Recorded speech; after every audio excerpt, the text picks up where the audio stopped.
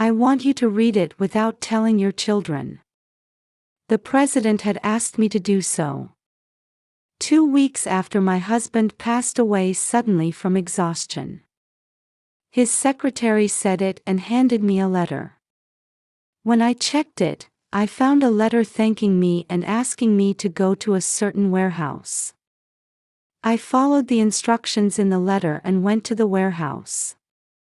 There I found a young man about the same age as my son. The young man smiled as he led me on a tour of the house and told me a shocking truth. I am Zaida, and when I was 35 years old, I married my current husband, Asher. It was my first marriage, but it was the second one for my husband. He had a 4-year-old child at the time. His name was Oscar. He was a cute little boy with slender arms and legs. We met because of our jobs. I was in sales and he was a sales representative. I had given up on marriage because I was over 30 years old and I had a disease that made it impossible for me to have children. I want you to marry me. His eyes were serious as he said this, and I could not take my eyes off of them. But I am an old woman now. I can't even have children. I don't care about that. You are a good worker, and above all, have a good heart. I told you I have a son, didn't I? I want him to know his mother. I believe you can take good care of him. Besides, you are very attractive as a woman. Looking back on it now, it sounds like a toothless line, but at the time, I gladly accepted his proposal. Perhaps it was the fact that I could have a child that made me happier than anything else. Before I got married, I met his son. At first he hid behind his father, but as we talked and ate together, he gradually opened up to me. Can I call you mother? Can you call me mother? I've never had a mother before, so I'd like to call, no. The way he tilted his head in that way was adorable and made my heart ache. I hugged the boy tightly. Looking forward to being with you from now on, Oscar. Yay! Bring me into the circle, too. He hugged me tightly on top of us as we hugged each other. I had thought that I would have to live alone because I could no longer hope to have children, but he told me that there was a new kind of family. Then we got married. My husband had a dream. He wanted to start his own business and become successful. I wanted to support his dream, so I continued to work and spent my busy days doing housework, raising children, and working. My husband often struggles with cash flow and I have to work frantically to make ends meet. When sales were inevitably slow, there were months when my husband had no income. I didn't blame him for it, and we struggled to make ends meet, breaking down his monthly salary as well as the deposits and insurance we had accumulated up to that point. Even in such a situation, my son listened to me and was a fine person. I could not afford to send him to cram school, but he studied hard and maintained good grades. Thanks to my mom who takes care of my studying. You are working hard, don't you? I just stand by and watch. I study hard because you're always there for me, even though you're busy. He humbly said that even though his ability is his own. I accepted his words, even though I felt a little uncomfortable. And then, after 20 years of hard work, my husband's efforts finally bore fruit. His business took off and he became the president of the company. I was really happy and called for a family celebration. I baked a cake, which I don't usually make that day, and prepared a slightly pretentious menu for the dinner table. I really wanted to go to a restaurant, but I still thought ahead and decided to save money, so I prepared a special menu that we could eat at home. My son was very happy to see such a dining table.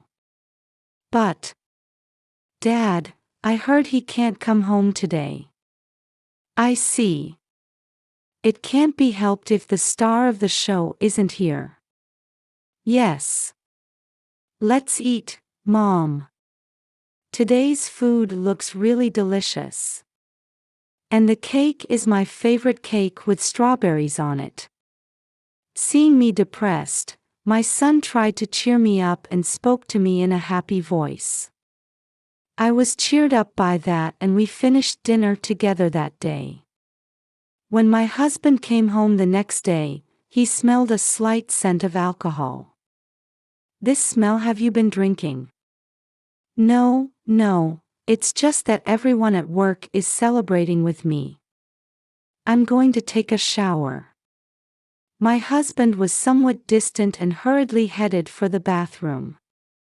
I was suspicious, but started to get ready and sent my husband and son out of the house. A few days later, my cell phone displayed the phone number of my husband's company. I answered the phone, but I was suspicious. Is that his wife? The president of the company. It was a call to inform me that my husband had collapsed at work. I rushed to the hospital, but could not get there in time. By the time I arrived at the hospital, my husband had already passed away.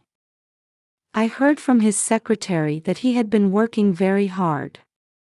The cause of death was probably overwork. I just listened intently to the doctor's words telling me so. Then my son rushed to the hospital and we broke down in tears, hugging each other. The sudden death of my husband of 20 years was sad and painful. The funeral was over and time passed quickly.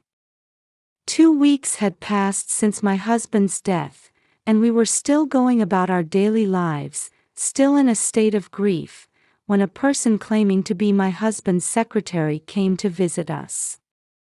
It has been a long time. Thank you for coming all the way here. Can I help you? I know this is sudden and rude, but the president gave me this. If something should happen to him, I was told to give you this. What he handed me was a letter.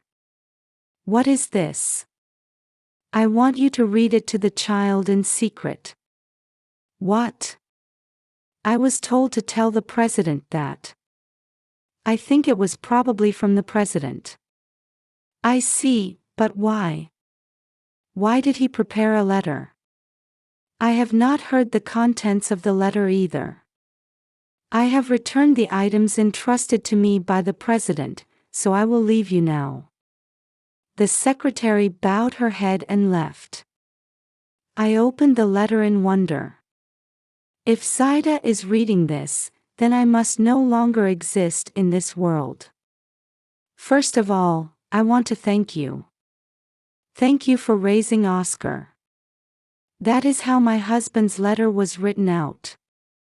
Then, in the main body of the letter, it states that he would like me to head to the warehouse he has designated. I thought it was my husband's will and headed there, not understanding why since there was no reason written down. It was the warehouse of my husband's company. While I was standing in front of the warehouse wondering what was in here, I was approached by a young man.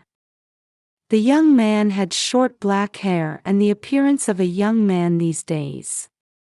He was wearing a uniform with the company name embroidered on it. Are you the wife of the president? Yes, it was my husband's will that I should come here.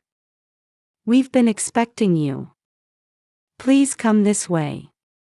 He showed me in a friendly manner. He led me to the guest room. He asked me to sit on the sofa, and I sat at the end of the sofa. He made me a cup of tea and sat down in front of me. I read a letter that I should come here. Do you know why I was asked to come here? Dad, He didn't say why. What? Dad?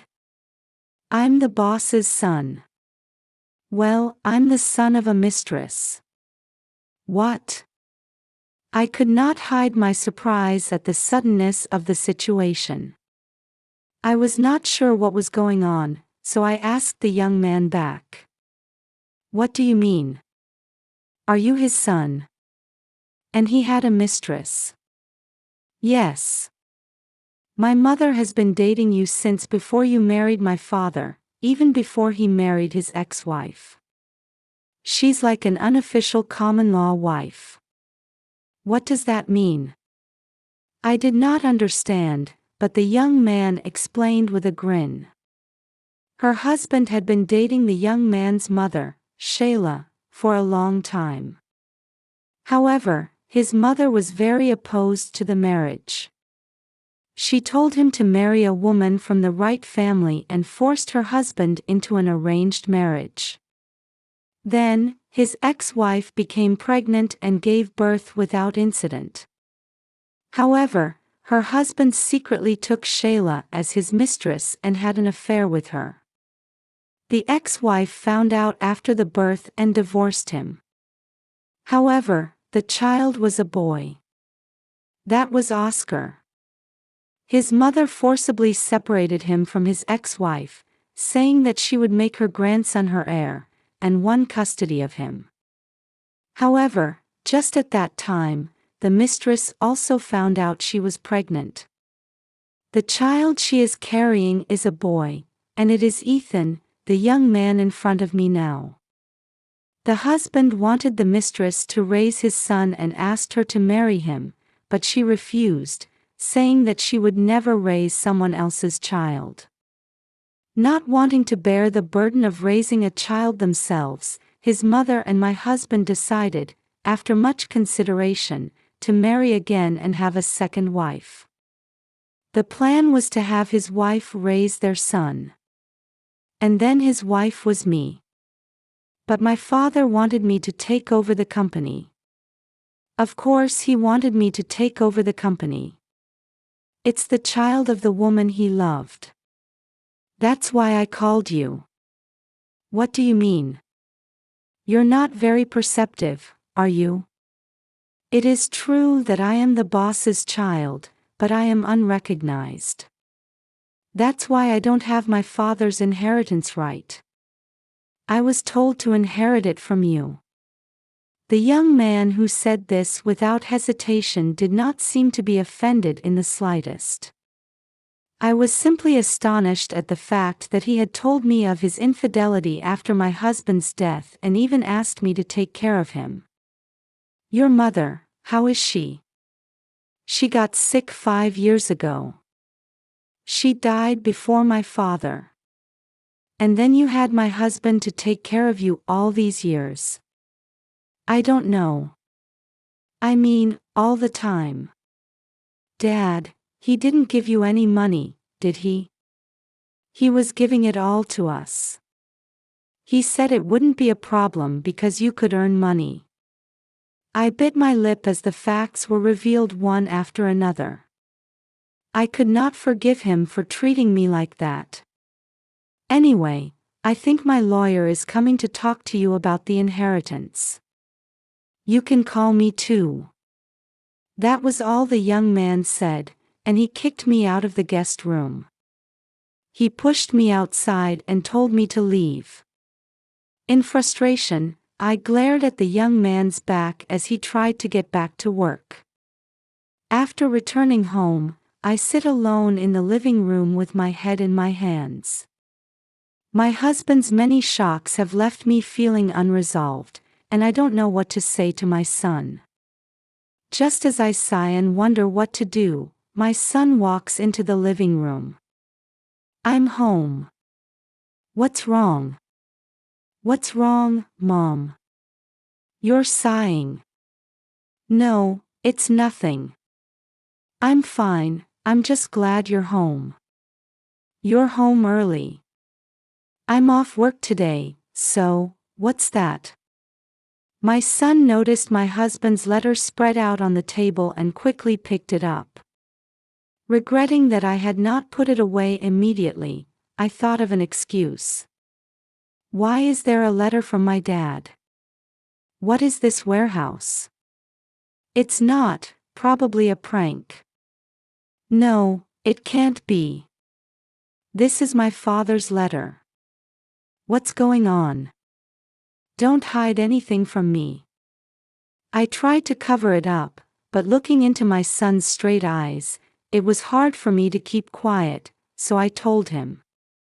When I told him what had happened today, he began to tremble. Sorry, Mom. My father did something like that. It's not your fault. It was me who didn't notice. You don't have to take care of him. I have a plan. What are you gonna do? Don't worry, I'll take care of it.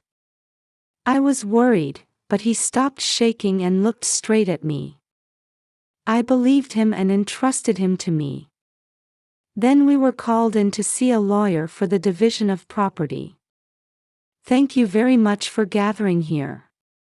We are gathered here today to discuss the division of Mr. Asher Taylor's property. The young man, who identified himself as my husband's son, looked at my son with a smirk on his face. The three of us gathered there, the young man, myself, and my son. We also contacted my mother-in-law, who was already in an institution, but she was not present that day because she had decided to waive her inheritance. The lawyer begins to speak plainly. First of all, let's talk about the details of the inheritance. Oh, okay. I'll just sign it. You're going to disinherit, aren't you? The young man looked at us and urged. I renounce my inheritance. I also renounce my inheritance. I will also adopt Ethan and transfer all of my property to him. I will inherit it. I'm going to sign it now, so hurry up. I have plans after this. I need to talk to you first.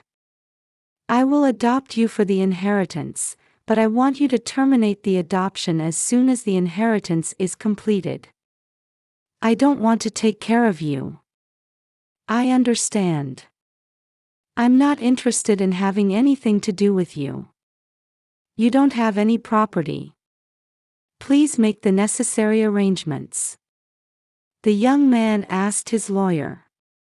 The lawyer accepted the request and, perhaps having already heard about it from my husband, produced the documents he had prepared for the adoption and inheritance. We signed it and were done. The young man left as soon as he was done. And then we went home too. After a month of living a normal life, I started receiving numerous phone calls from a blocked number. I was suspicious of them, but spent my time ignoring them. While we were having dinner together, the chime rang. Who could it be at this hour? I'll go check on him. My son took the initiative and followed him toward the front door. When I opened the front door, there he was, the young man. Hey! What's going on? He shouted as soon as our eyes met. It's a nuisance to the neighbors. What do you want? It's my father's inheritance. It's nothing. If anything, it's negative. You said the company was in the black, but it wasn't. That's not what you said. What are you talking about? We weren't told anything about my father's company. You knew that and you left the inheritance, didn't you? He's a liar. I'm still in debt at my age. It's not our fault. Please leave. It is a nuisance. If you make any more noise, I will call the police. My son responded firmly to the young man who was yelling at him, and successfully turned him away. The young man left, yelling repeatedly. Perhaps he was trying to harass us. He must have realized it by now. It's his fault for not listening to the end of the conversation. My son covered his shoulders and went back to the living room. Seeing my son's back, I felt resilient. 6 months later, my husband's secretary came to visit me. "I am sorry to keep coming back to you," she said. "I just thought it might be necessary to tell you." I led the secretary, who bowed, into the guest room. I offered him a cup of tea and asked him about his story. At first, the young man took advantage of the fact that he had become the president and did whatever he wanted. When he found out that the accounting was in the red and that he needed to start the next business, he became furious. He had no management skills, and the company went under. He told me that he was currently unaccounted for, but that since he was also carrying my husband's personal debts, he must have broken himself somewhere. When I heard this, I realized that life doesn't go well when you are raised by bad parents. It seems that my son felt it too. "I'm glad you were there for me, Mom. I wonder if I would have ended up like that if you hadn't been there." "It's okay. You've always been strong. You will be fine." I smiled at him and he laughed as if he was relieved. We have been living peacefully ever since. I adopted my son. It may be a small amount, but I am still working and would like to leave a legacy for my son. However, my son is employed by a well-known foreign company. I will earn the money myself. He works very hard. With such a reliable son, I will continue to live modestly and peacefully.